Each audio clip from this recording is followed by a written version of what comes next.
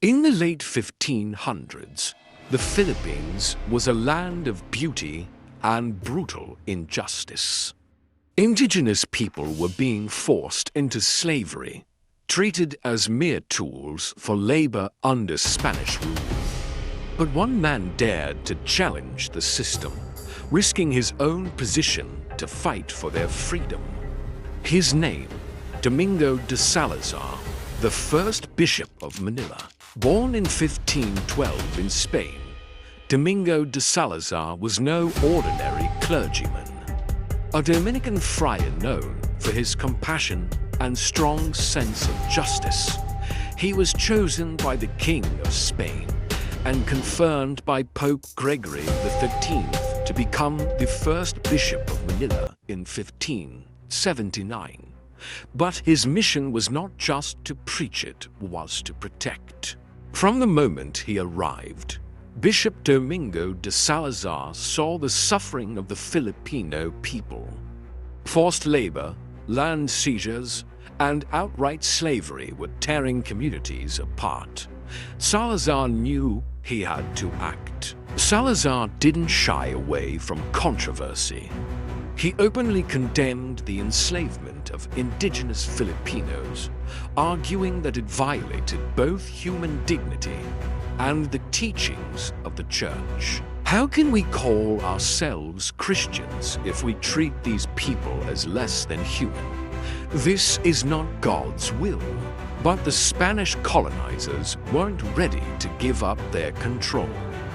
They saw Salazar as a threat, someone who could disrupt their profitable system of exploitation. Determined to make a difference, Salazar used his authority as bishop to file petitions and letters to the King of Spain and even the Vatican.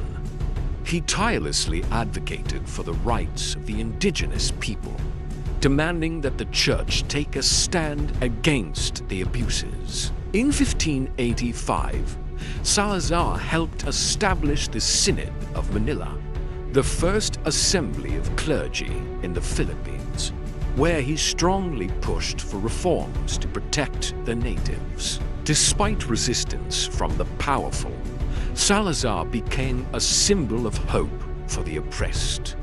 He often traveled to villages, listened to the people's grievances, and assured them that they were not forgotten. The fight wasn't easy. Salazar faced constant pushback from colonial officials, and his efforts took a toll on his health. But he refused to give up, believing that his mission was divinely ordained. Even as his body grew weak, his spirit remained unbroken. Fight for justice, even when the odds are against you. Never forget that all men are equal before God. Domingo de Salazar passed away on December 4, 1594, at the age of 82.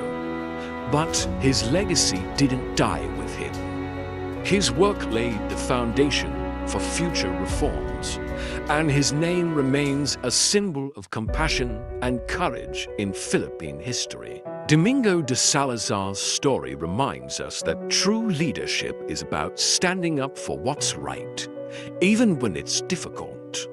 His fight for justice in the Philippines echoes through history, inspiring us to continue his mission of compassion and equality. If this story inspired you, share it with others. Don't forget to like, comment, and subscribe for more untold stories of heroes from history.